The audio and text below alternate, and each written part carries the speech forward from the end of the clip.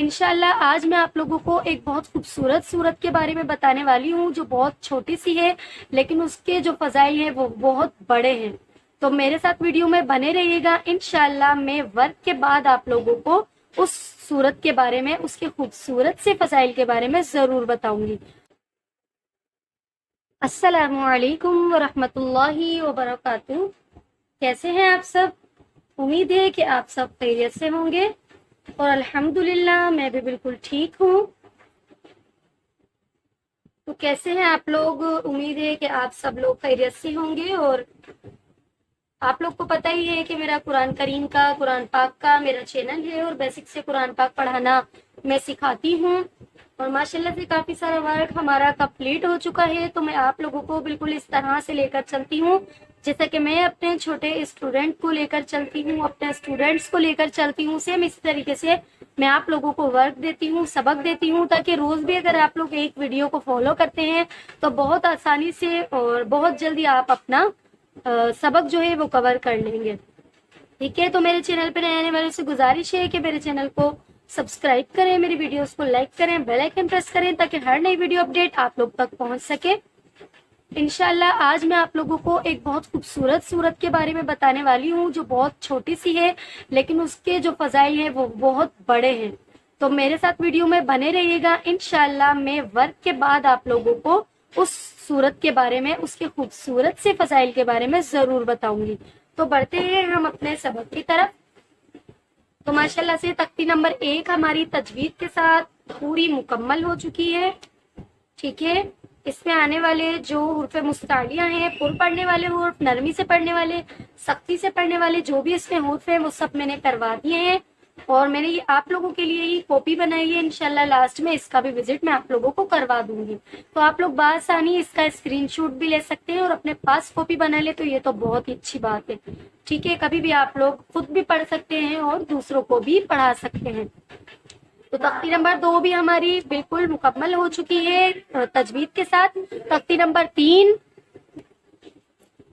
تو تختی نمبر 3 بھی ہماری مکمل ہو گئی ہے. یہ کتنی بیسک صورت ہے تختی ہے، یہ آپ لوگوں کو بھی پتا ہوگا. تو اس میں جتنے بھی مد آ رہے ہیں، کتنے مقدار کھینچیں گے، کون کون سے سوال ہیں، ہر ایک چیز میں نے ویڈیو میں بنا دی. سبق ہمارا جو ہے ہو چکا ہے. تو آپ لوگ ویڈیوز ویسے بھی جا کر دیکھ سکتے ہیں اور پلے لسٹ سے بھی جا کر آپ لوگ ویڈیوز دیکھ سکتے ہیں. تو حرکات، تنوین اور تختی نمبر 6، تختی نمبر 7، تختی نمبر 8 ہماری سب مکمل ہو چکی ہیں. تو ہماری تختی نمبر 9 چل رہی ہے. بڑھتے ہیں ہم اپنے سبق کی طرف. اعوذ باللہ من الشیطان الرجیم، بسم اللہ الرحمن الرحیم. عین الف زبر ع، با زیر بی، عابی، دال دو پیش دن، عابدن، آیت عابد. عین الف زبر ع، با زیر بی، عابی، دال دو پیش دن، عابدن، آیت عابد. عین الف زبر ع، حمزہ زیر ای، عائی، لام دو زبر لن، عائلن، آیت عائلہ. عین الف زبر ع، حمزہ زیر ای، عائی، لام دو زبر لن، عائلن، آیت عائلہ. غین الف زبر غا، سین زیر سی، غاسی، قاف دو زیر قن، غاسقن، آیت غاسق.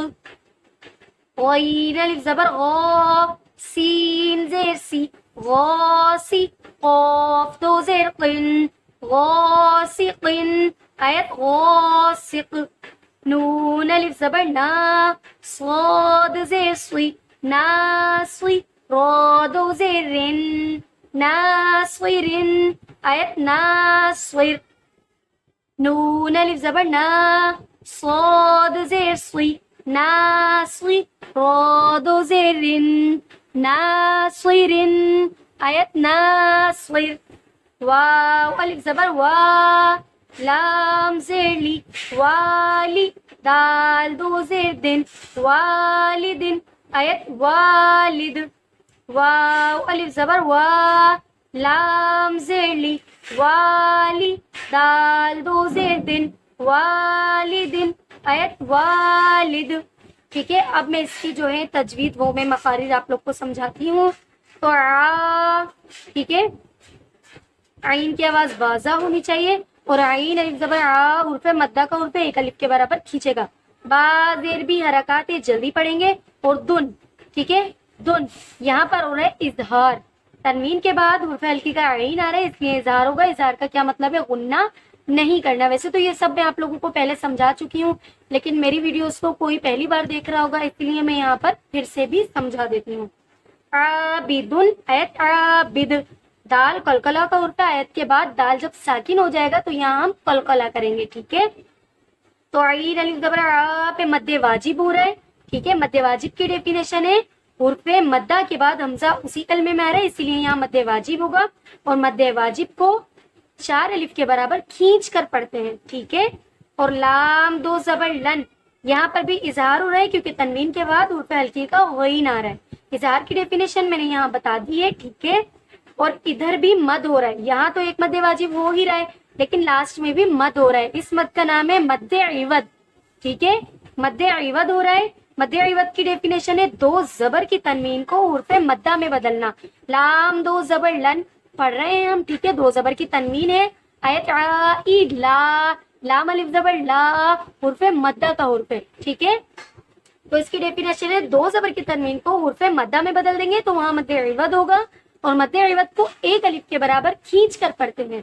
ٹھیک ہے، تو غاسق، آیت غاسق، یہاں پر قوف قلقلہ کا حرف ہے. آیت کے بعد جب یہ ساکن ہوگا تو یہاں قلقلہ ہوگا. ٹھیک ہے، ناصرین، رو باریک کریں گے. کیوں؟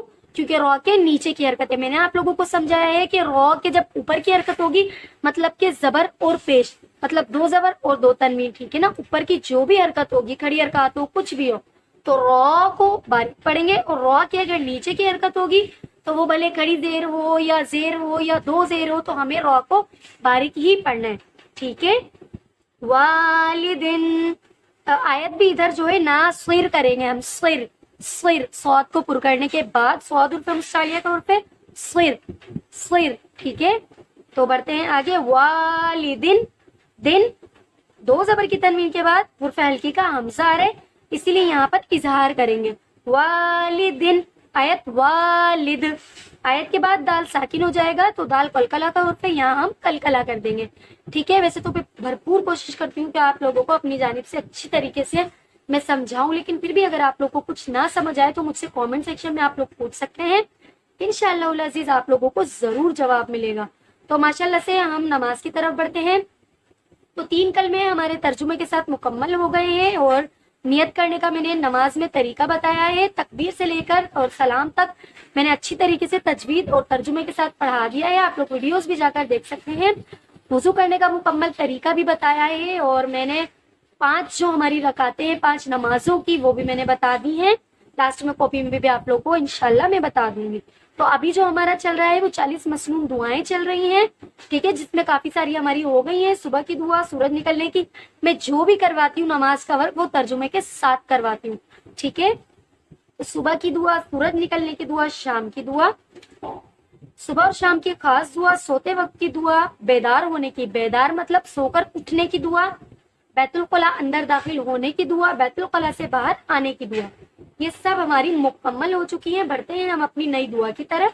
تو وضو جب شروع کرتے ہیں تو آپ لوگوں کو پتہ ہی ہوگا بسم اللہ الرحمن الرحیم پڑھتے ہیں، اور وضو کرنے کے بعد ہم دوسرا کلمہ پڑھتے ہیں. ٹھیک ہے، یہ تو دونوں آپ لوگ کو میں جسٹ بتا رہی ہوں، یہ تو ہر مومن مسلمان کو اول دوم کلمہ وغیرہ اور بسم اللہ پڑھنی تو آتی ہی ہے.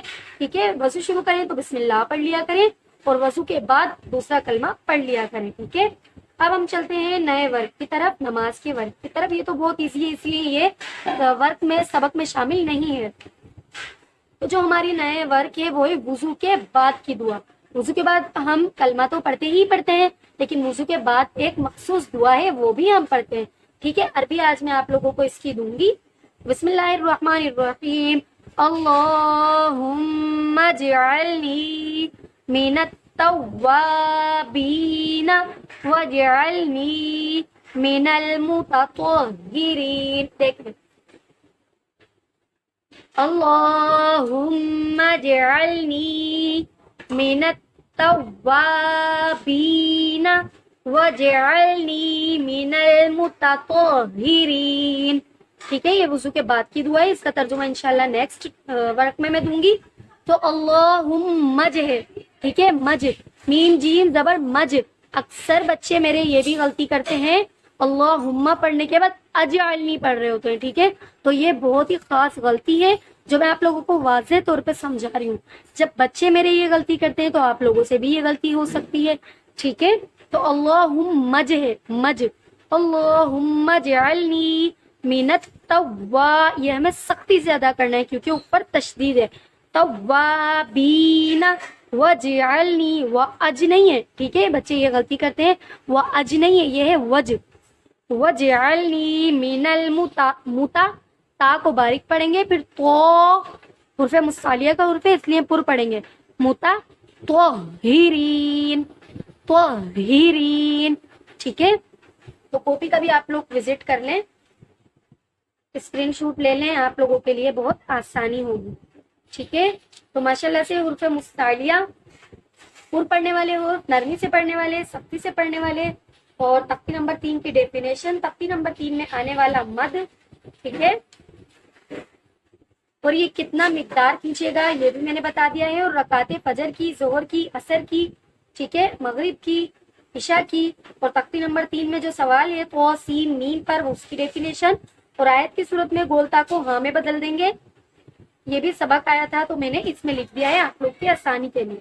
ٹھیک ہے، تو مد لین کی ڈیفینیشن، اظہار کی ڈیفینیشن، مد عارف کی ڈیفینیشن، مد واجب کی ڈیفینیشن. حمزہ ساکن کو ہمیشہ جھٹکا دے کر پڑھتے ہیں، یہ بھی میں نے لکھ دیا ہے. حمزہ ساکن جہاں کہیں بھی ہوگا جھٹکا دے کر ہی پڑھا جائے گا. مد عوض کی ڈیفینیشن، یہ جتنے بھی مد میں بتا رہی ہوں یہ کتنی مقدار کھینچیں گے یہ بھی میں نے اس کے ساتھ ہی لکھ دیا ہے. ٹھیک ہے، اخفا کیا ہے یہ بھی میں نے بتا دیا ہے. ٹھیک ہے،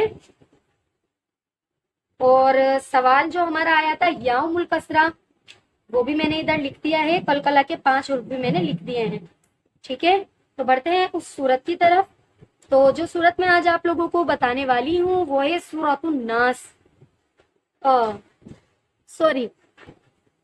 سورۃ الکوثر. ٹھیک ہے، سورۃ الناس کے بھی میں فضائل تھوڑے زیادہ ڈیپلی پڑھ رہی تھی اسی لیے ذہن میں سورہ ناس رہ گئی. تو ٹھیک ہے، جو آج میں آپ لوگوں کو سورۃ بتاؤں گی وہ سورۃ الکوثر ہے. تو سورۃ الکوثر پڑھنے کے یہ فضائل ہیں کہ آپ لوگوں کے جو دشمن ہیں، آج کل ہر جگہ دشمن آپ لوگوں کو پتہ ہے کہ موجود ہوتے ہیں. آپ کچھ بھی ایک سیڑھی پر بھی قدم رکھیں گے تو آپ لوگوں کے دشمن پہلے سے ہی وہاں پر موجود ہوں گے. ٹھیک ہے، تو دشمنوں کی دشمنی سے بچاتا ہے، حاسدوں کے حسد سے. ٹھیک ہے، تو یہ تو مطلب ہر انسان کے پیچھے جو ہے لوگ لگے ہوئے ہوتے ہیں، میرے ساتھ بھی عموماً یہی ہوتا ہے. ٹھیک ہے، تو آپ لوگوں سے ایک بات بھی میں شیئر کرتی ہوں. تو میں جو پڑھا رہی ہوں یہ بہت زیادہ میں سوچ سمجھ کے پڑھا رہی ہوں، اور میری جو ہے غلطیاں ویسے تو نہیں ہوتی ہیں لیکن میں بہت بڑی عالمہ بھی نہیں ہوں. اگر غلطی ہو تو مجھے بتا دیا کریں. لیکن ریسنٹلی مجھے ایک لڑکی نے میسج کیا تھا، وہ میری پڑھائی میں خامی نکال رہی تھی. ٹھیک ہے، کہ آپ جو ہے اس نے مجھے کہا کہ تنوین کے بعد جب تک کہ اخفا کا لفظ نہیں آئے گا نا، آپ لفظ نہیں پڑھیں گی تب تک آپ اخفا پہلے والے لفظ میں نہیں بتا سکتی. تو یہ تو سراسر انہوں نے غلط ہی کہا ہے. ٹھیک ہے، تو جتنے بھی بڑے عالم وغیرہ ہیں ان سے بھی، حافظات سے، حافظ سے آپ پوچھیں تو یہی ہوتا ہے کہ جہاں جس کا سوال آ رہا ہوتا ہے وہ وہیں پر بتایا جاتا ہے. اور سوال تو ہے ہی ہمارا یہ تنوین یا نون ساکن کے بعد ہم حرف کو دیکھیں گے. اگر حرف ہلکی ہے تو وہاں پر جو ہے ہم اظہار کر دیں گے، اور اگر غیر ہلکی ہے تو وہاں ہم اخفا کریں گے. تو پہلے سے ہی اس میں جو ہے ہمیں غنہ اور نہیں کرنا ہے، یہ ہمیں پہلے سے ہی بتانا ہے. تو جو ہے میں یہاں پر بیٹھی ہوں تو بہت سوچ سمجھ کے بیٹھی ہوں. ماشاءاللہ ٹاپر اسٹوڈنٹ ہوں، پڑھا بھی رہی ہوں. تو اسی لیے پہلے خود اچھی طریقے سے آپ لوگ پتہ کر لیں کہ کسی کو کیا کامنٹ کر رہے ہیں. جب آپ کی تصدیق اچھی طریقے سے ہو جائے پھر آپ مجھے بتائیں، اور اگر میری غلطی کہیں ہوگی تو بالکل میں اسے مانوں گی اور صحیح کرنے کی بھرپور کوشش کروں گی. ٹھیک ہے، تو سورت جو ہماری ہے سورۃ الناس ہے. آپ لوگ ہر نماز کے بعد اول آخر درود شریف پڑھ کے 11 مرتبہ یا 7 مرتبہ مطلب کہ تعداد میں اسے پڑھ سکتے ہیں اور اپنے سارے گھر والوں پر پھونک سکتے ہیں. ٹھیک ہے، تو انشاءاللہ آپ لوگ دشمنوں کی دشمنی سے محفوظ رہیں گے. ملتے ہیں نیکسٹ ویڈیو میں. اپنا بہت سارا خیال رکھیے گا، دعاؤں میں یاد رکھیے گا. اللہ حافظ. السلام علیکم ورحمۃ اللہ وبرکاتہ.